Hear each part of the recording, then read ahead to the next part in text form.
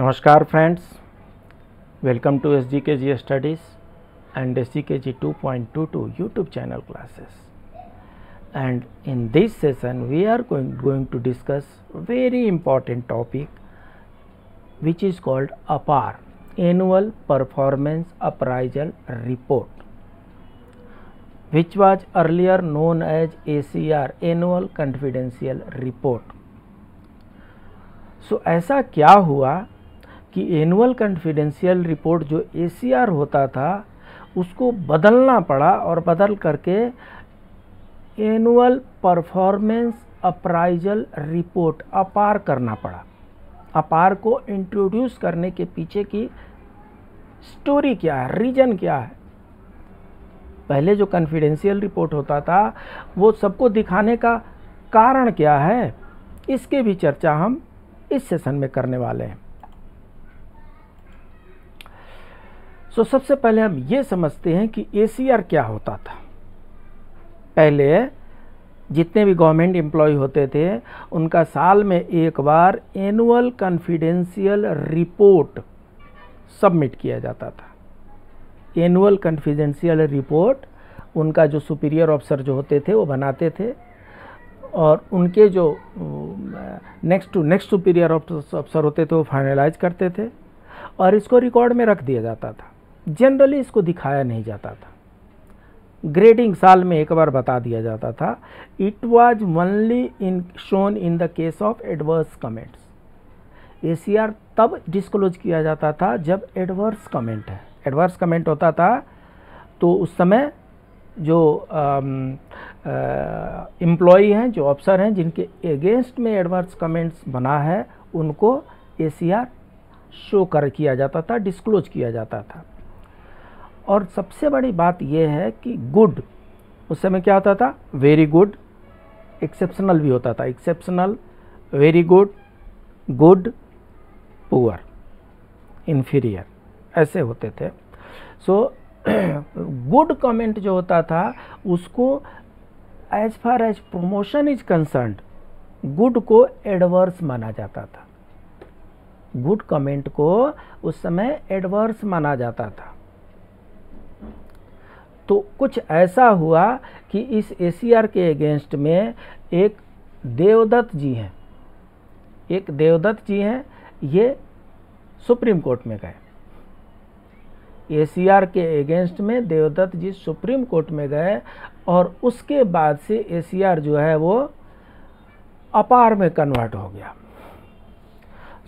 देवदत्त वाले केस में ये हुआ, डिसीजन कोर्ट ने ये दिया कि non communication of entries in the annual confidential report is violative of article 14 of the constitution of India and hence stands as an arbitrary and unconstitutional rule. ACR को supreme court ने unconstitutional करार दे दिया। हुआ ये था कि central government organisation में देवदत्त साहब असिस्टेंट इंजीनियर थे, असिस्टेंट एग्जीक्यूटिव इंजीनियर थे। और देवदत्त साहब एग्जीक्यूटिव इंजीनियर थे, सेंट्रल गवर्नमेंट एम्प्लॉय थे और उस डिपार्टमेंट के रूल के अनुसार 5 साल के बाद से उनका प्रमोशन ड्यू था।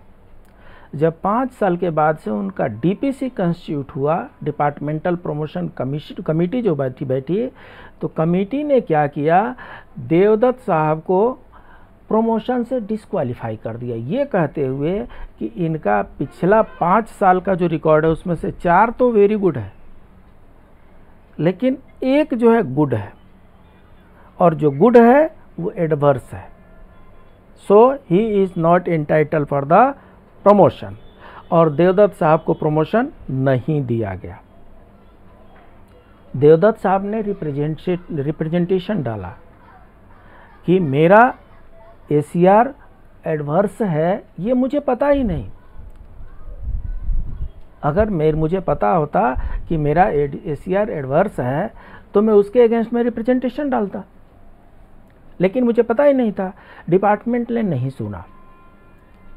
तो फाइनली उनको हाई कोर्ट के बाद सुप्रीम कोर्ट में जाना पड़ा। सुप्रीम कोर्ट में उनको सेम चीज़ें रिपीट करनी पड़ी कि मेरा जो इवैल्यूएशन हुआ, मेरा ही इवैल्यूएशन हुआ और मुझे ही पता नहीं है। ये कौन सा इवैल्यूएशन है, और जिसके चलते मुझे प्रमोशन से डिबार कर दिया गया है। सुप्रीम कोर्ट ने एक एक इश्यू को ध्यान से देखा, और इस इशू को ध्यान से देखने के बाद से सुप्रीम कोर्ट इस नतीजे पर पहुंची कि ये जो एसीआर का जो तरीका है ये गलत है। एसीआर का जो तरीका है वो गलत है। ये क्या होना चाहिए, ये जजमेंटल हो गया है। ये जजमेंटल नहीं होना चाहिए, ये प्रोग्रेसिव होना चाहिए। अगर किसी में कोई कमी है तो उस कमी को उसको दिखाना चाहिए कि ये आप में कमी है, इसको इम्प्रूव करने की ज़रूरत है। हमने एसीआर को क्या बना लिया, एक पनिशमेंट टूल बना लिया। वो नहीं है। ACR is not punishment tool, ACR is not judgemental tool, it's a progressive tool. So अगर कुछ उस एम्प्लॉय में कमी रह गई है तो उसको डिस्क्लोज किया जाएगा, तब वो अगली बार से वो अपनी कमी को दूर कर सकते हैं। अगर रिपोर्ट सुटेबल नहीं लिखा गया है तो उनको रिप्रेजेंट करने का राइट भी है। और इस तरीके से सुप्रीम कोर्ट ने एसीआर को स्ट्राइक डाउन कर दिया, और उसके बाद से गवर्नमेंट को ऑर्डर दिया कि आप ऐसा रिपोर्ट बनाइए जो डिस्क्लोजेबल हो, जो एम्प्लॉइज़ को एक टाइम बाउंड में दिखाया जा सके, और उसके बाद उनसे रिप्रेजेंटेशन लिया जा सके और उनके रिप्रेजेंटेशन को सेटल किया जा सके। सब टाइम बाउंड में होना चाहिए।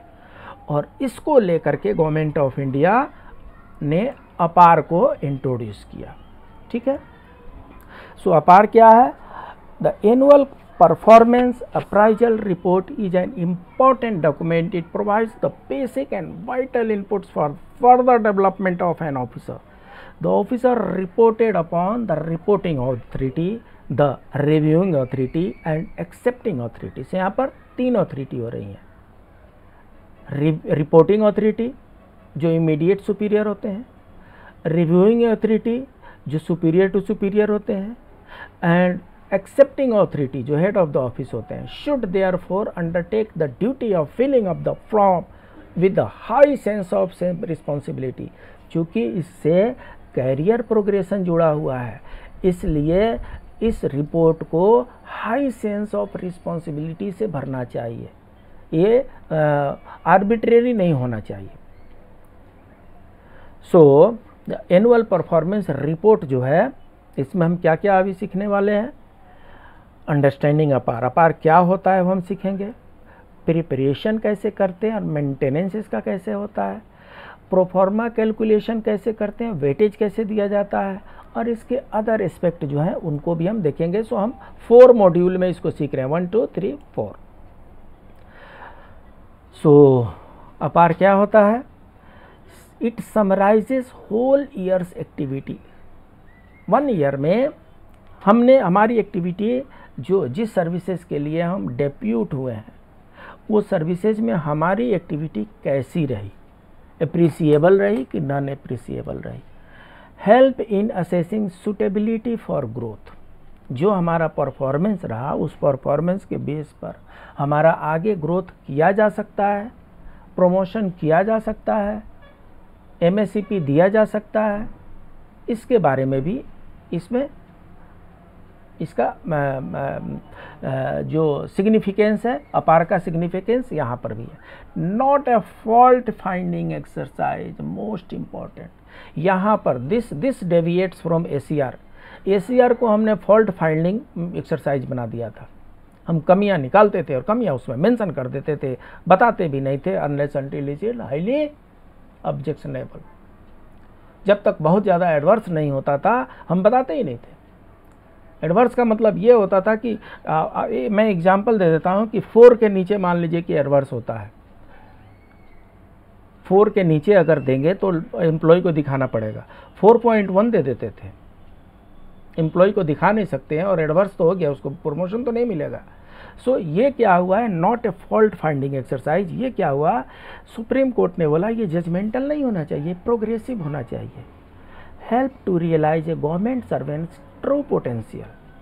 अगर मेरिटोरियस पर्सन है, डिजर्विंग पर्सन है, तो उनका जो कैरियर ग्रोथ होगा उसको कोई रोक नहीं सकता। और अगर डिजर्विंग नहीं है तो फिर तो अपार के बाद से उनका करियर प्रोग्रेशन चिंता का विषय होगा। उनको अपना अगर करियर प्रोग्रेशन चाहिए तो कुछ इम्प्रूवमेंट लाने होंगे। सो अब जो अपार का जो यूज है, अपार का यूज ये है टूल फॉर HR डेवलपमेंट। कहने का मतलब कि हमारे पास एडमिन होता है और एडमिनिस्ट्रेशन के पास ट्रांसफ़र, पोस्टिंग, प्रमोशन, ACP कई तरह के कैरियर रिलेटेड इशू होते हैं, तो उनको हेल्प करने में ये टूल का काम करता है। Observes through out the year. ये जो अपार है ना, ये अपार किसी एक दिन, 5 दिन, 10 दिन, जिस पीरियड में हम लिख रहे हैं उस पीरियड, सिर्फ उतने ही दिन का ये काम नहीं, एक्टिविटी नहीं है, ये थ्रू आउट द ईयर का एक्टिविटी है। तो थ्रू आउट द ईयर में आपका कैसा फ्लक्चुएशन रहा है, आपका प्रोग्रेसिव क्या बढ़ते गया है या घटते गया है। ऐसा नहीं कि सब काम अच्छा रहा और लास्ट मोमेंट में थोड़ा सा कुछ ठीक नहीं हो पाया, उलाट दिए, नहीं जी, ये थ्रू आउट द ईयर का ऑब्जर्वेंस है। Inputs for promotion, posting. So इस ऑब्जर्वेशन के बेसिस पे इनपुट दिया जाता है कि इनका प्रमोशन होना चाहिए कि नहीं, इनकी पोस्टिंग इस पोस्ट पे होनी चाहिए कि नहीं।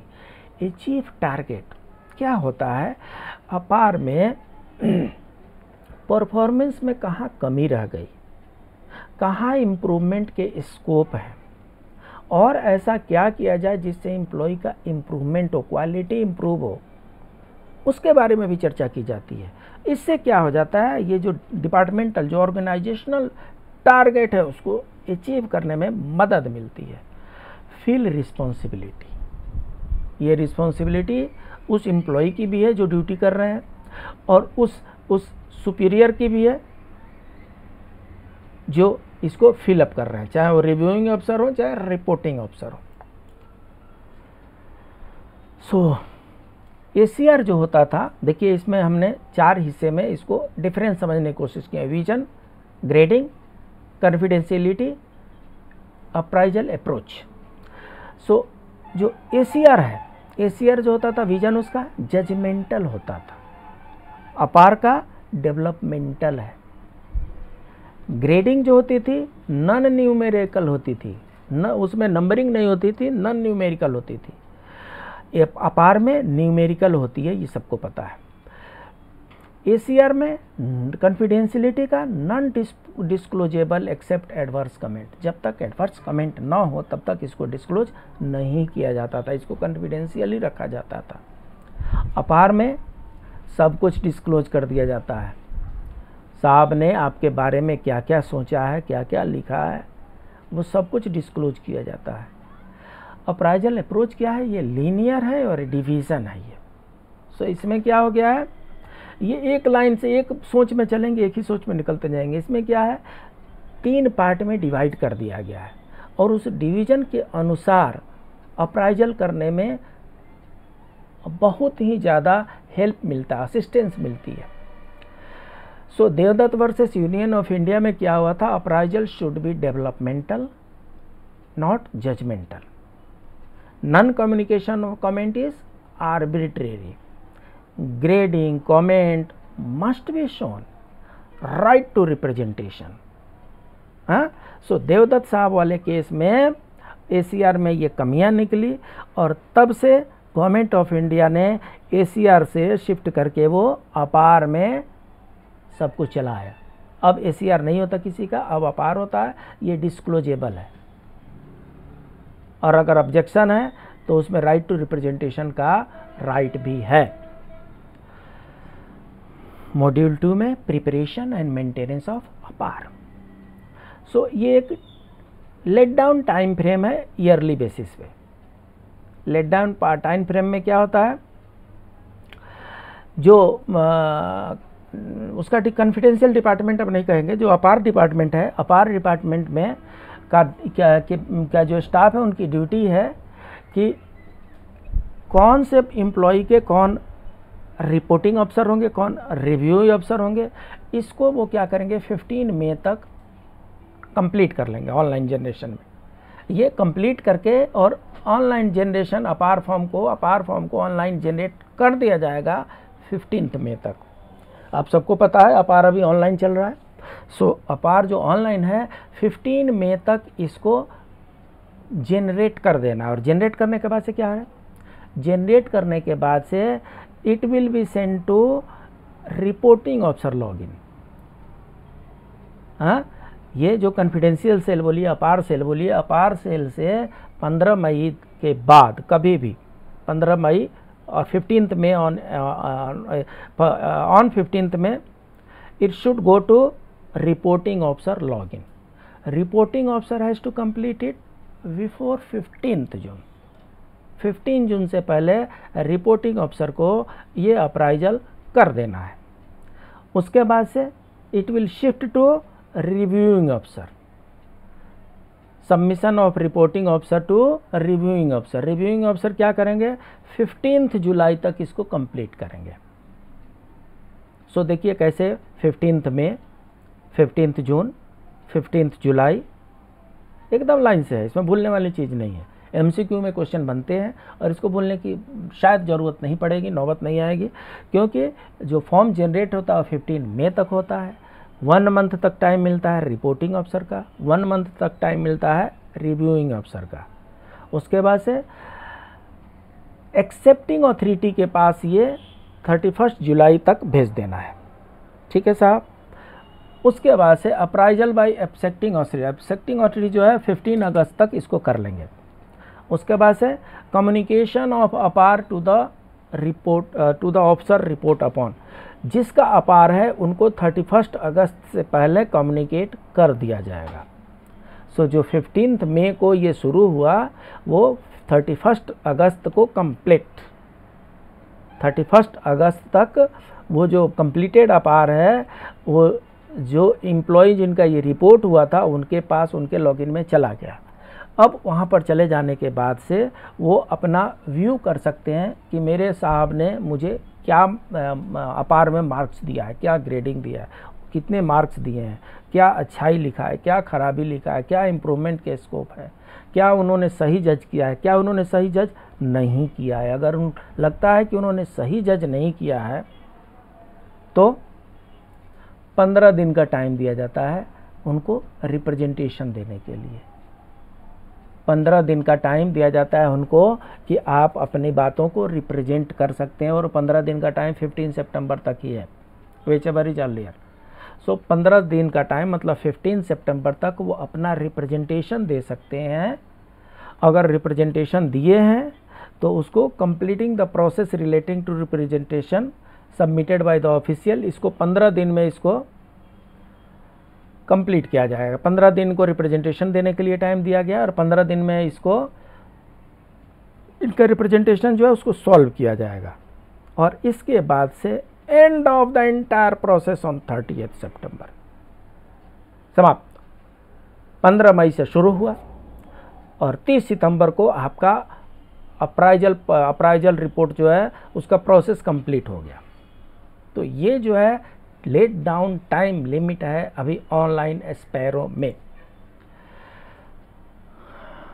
अगर नहीं हो पाया समय से तो अगर ऐसा है रिपोर्टिंग ऑफिसर को 30 जून तक नहीं हो पाया, रिपोर्टिंग ऑफिसर को कब तक करना है इसमें, रिपोर्टिंग ऑफिसर को submission of self appraisal to reporting officer 15 जून तक आएगा, submission of reporting officer to reviewing officer 15 जुलाई तक। सो 30 जून से पहले ये क्या करेंगे, ये साहब को भेज देंगे।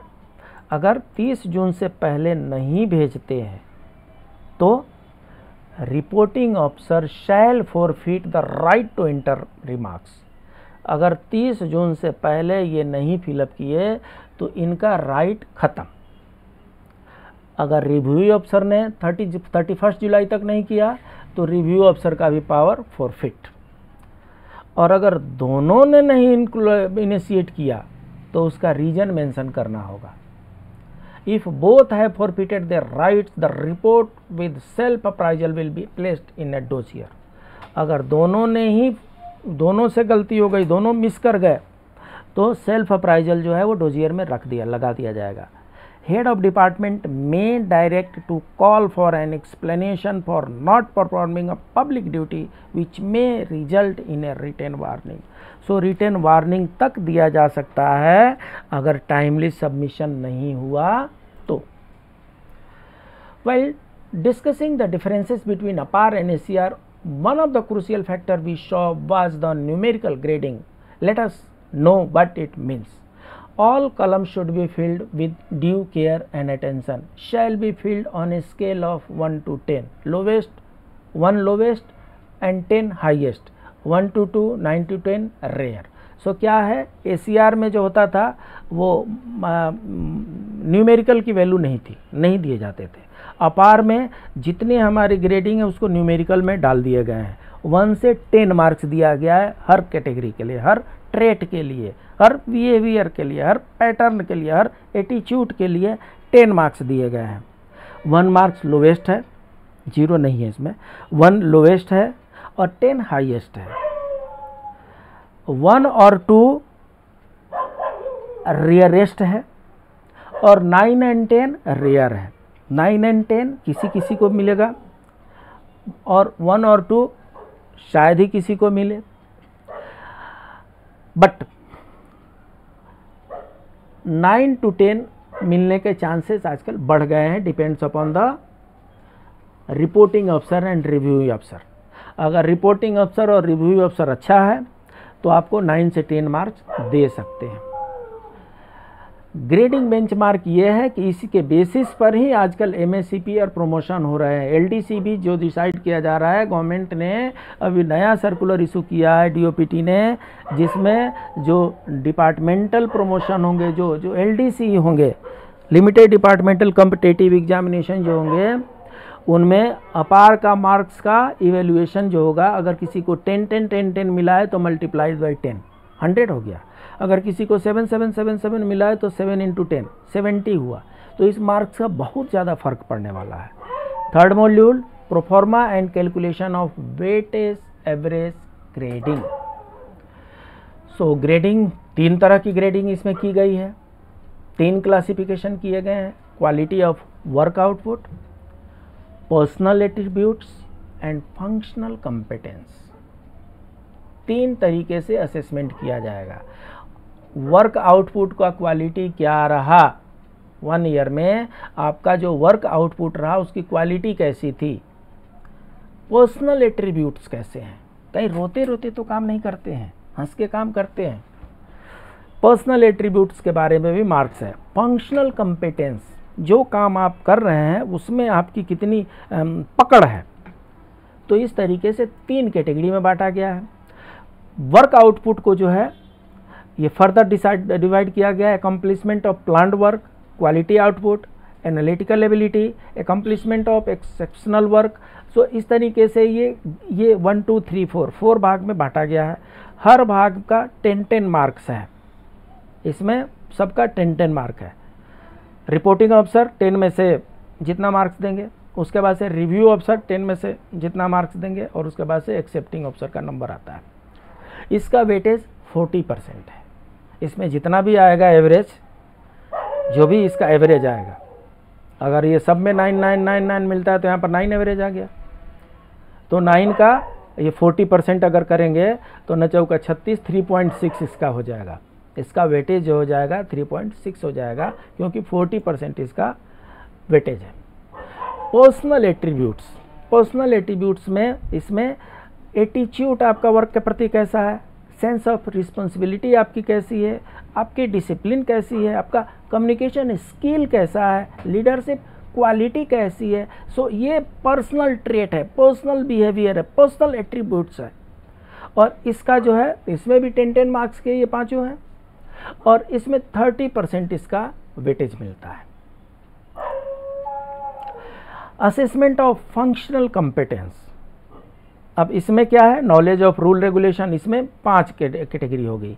Strategic planning, decision making, coordination, ability to motivate, ये 5 क्वालिटी इसमें हो गई. इसमें भी 10 मार्क्स के होते हैं, और इसका भी 30% वेटेज है. कहने का मतलब यह है कि पहले वाले का 40% वेटेज था, पहले वाला मैं फिर से दिखा देता हूँ.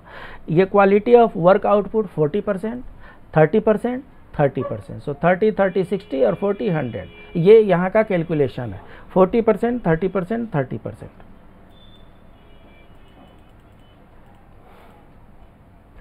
सो कैलकुलेशन ऑफ वेटेड एवरेज एक एग्जाम्पल ले लेते हैं। वर्क आउटपुट में रिपोर्टिंग ऑफिसर ने किसी को एवरेज 7 दिया, तो 7 का 40% कितना होगा? 2.8 होगा। पर्सनल एटीट्यूड में एट्रीब्यूट्स में उनको 8 मार्क्स दिए, तो 8 मार्क्स से 30% 2.4 होगा। फंक्शनल कंपेटेंस में 8 मार्क्स उन्होंने दिया, 8 का 30% 2.4 होगा। इन तीनों को जोड़ देंगे तो 7.2 होता है जो रिपोर्टिंग अफसर ने दिया है। रिव्यू अफसर के पास गया, इन्होंने इसको चेंज कर दिया। रिव्यू अफसर क्या किए? वर्क आउटपुट ये जानते हैं, इस एम्प्लॉय को ये रिव्यू अफसर जानते हैं कि ये आदमी सही है और इसको इससे ज़्यादा मिलना चाहिए। सो इन्होंने क्या किया? वर्क आउटपुट को 8 दिया, तो 8 4 जा 32, 3.2 हो गया। पर्सनल एट्रीब्यूट्स को 9 मार्क्स दिए, 9 3 जा 27, 2.7 हो गया। फंक्शनल कॉम्पिटेंस को 9 मार्क्स दिए, 9 इंटू 3 2.7 हो गया। इन तीनों को कैलकुलेट किए 8.6 हो गया। तो रिपोर्टिंग ऑफिसर ने 7.2 दिया था, रिव्यू ऑफिसर ने 8.6 दिया, तो जो सुपीरियर का जो दिया गया होगा उसी को माना जाएगा। सो 8.6 इनका माना जाएगा। अगर जो LDCE का जो रूल है उस LDCE के रूल के अनुसार इसमें 10 से मल्टीप्लाई कर देंगे तो ये 86 मार्क्स बनते हैं। तो ऐसे क्वेश्चन जो होते हैं यूपीएससी क्या करती है? यूपीएससी डायरेक्ट क्वेश्चन नहीं पूछती है, वो कुछ ना कुछ सिचुएशन डालती है और सिचुएशन डाल करके और तब वो MCQ पूछती है। क्वेश्चन का आंसर वो सिचुएशनल क्वेश्चन डालती है।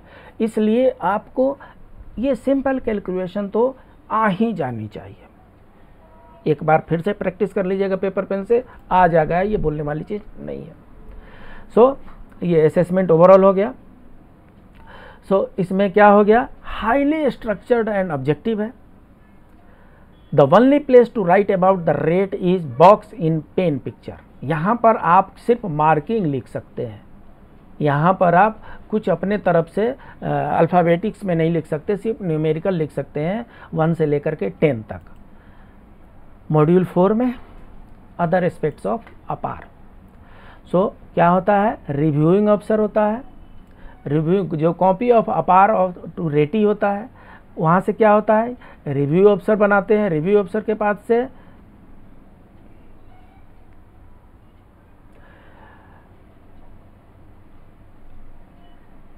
हाँ ठीक है, ऐसा है। ये जो है फाइनलाइजेशन के बाद है, ऑन कंप्लीशन, कंप्लीट हो गया। कंप्लीट होने के बाद से अब क्या हो गया? जो अपार है वो रेटी के पास गया, मतलब एम्प्लॉय के पास आ गया। एम्प्लॉय को अगर कुछ ऑब्जेक्शन डालना है, रिप्रेजेंटेशन डालना है, तो विद इन 15 डेज रिप्रेजेंटेशन डाल सकते हैं। और जो हेड ऑफ ऑफिस है वो इसको विद इन 15 to 30 डेज इसको डिस्पोज ऑफ करते हैं। रिप्रेजेंटेशन जो है इसको डिस्पोज ऑफ करते हैं। ये अपार बनने की बाद की है। In the list of conduct required from a government servant, the first one is maintain absolute integrity all the time. The closest word to integrity is proper conduct and honesty. Options available in APAR are, सबसे पहले उसमें क्या आता है? Integrity column आता है, उसमें लिखना है, क्या लिखना है? Free from doubt, since the integrity of the officer is doubtful, a secret note is attached. Not watched, the officers work for sufficient time to form a definite judgment, but nothing adverse has been reported to me about the officer. हम लोग generally जिसका अच्छा रहता है उसको लिखते हैं beyond doubt. हम जो इंटेग्रिटी की बात होती है तो जिसका ठीक ठाक रहता है उसको हम लिखते हैं बियॉन्ड डाउट। ये DOPT का एक 1965 का इंस्ट्रक्शन है। इसमें इंस्ट्रक्शन था कि supervisory officers have to maintain a confidential diary. So supervisory जो ऑफिसर्स होते थे वो कॉन्फिडेंशियल डायरी मेंटेन करते थे, डे टू डे बेसिस पे एम्प्लॉय की एक्टिविटीज़ को नोट करते थे। In case of doubt the integrity column should be left blank and confidential note should be prepared. Send the note along with APAR to the next higher authority. Result confirm not confirm, ये पहले की बात हो रही है। ये system अभी ये ऑनलाइन अपार में दिखता नहीं है। तो अभी ऑनलाइन में जो हुआ है, ऑनलाइन वाले को क्या बोलते हैं, स्पैरो बोलते हैं। Sparrow stands for smart performance appraisal report recording online window. हाँ, सो अपार तो हम पढ़े ही हैं, अपार ही तो पढ़ रहे हैं, ये स्पार मान लीजिए। तो अपार में क्या था, एनुअल परफॉर्मेंस अप्राइजल रिपोर्ट। तो ये performance appraisal report as it is है। परफॉर्मेंस अप्राइजल रिपोर्ट से पहले स्मार्ट लग गया, so smart performance appraisal report and recording online window, इसको स्पैरो बोलते हैं। इसका आपको फुल फॉर्म याद रखना है। ये MCQ यूपीएससी का फेवरेट है, वो यूपीएससी वाला ऐसा क्वेश्चन डालते हैं। सो इट्स नाउ अपार इज ई अपार, enable electronic filing of performance appraisal, allow to fill performance from anywhere anytime, allows the same time schedule as physical APAR, moves through official email from establishment to RETI to reporting officer to reviewing officer and then back to establishment for moving it to the RETI for representation if any, offers an excellent tool to monitor the progress of performance appraisal from different channel. पहले जो होता था ना ACR, उसमें progress monitor करने के लिए वो पीछे पड़ा रहता था, अरे भर के भेज देना बोलना पड़ता था। इसमें सब कुछ सिस्टम में है, टाइम लेट डाउन है, उसके भीतर आपको करना है, नहीं किए तो उसके कंसिक्वेंसेस झेलने पड़ेंगे। तो इस तरीके से हमने एनुअल परफॉर्मेंस अप्राइजल रिपोर्ट के बारे में पढ़ा, स्पैरो के बारे में जाने, ACR पहले क्या होता था उसके बारे में जाने, ACR से अपार में शिफ्ट क्यों करना पड़ा इसके बारे में हम जाने, और अपार को हम विस्तार से जाने। उम्मीद है इसके बाद से अपार में कोई डाउट नहीं होंगे। मिलते हैं अगले क्लास में, तब तक के लिए please keep on watching the SGKG studies YouTube channel and SGKG 2.22 channel. Please do like, subscribe and share to your near and dear. We meet in the next class. Till then,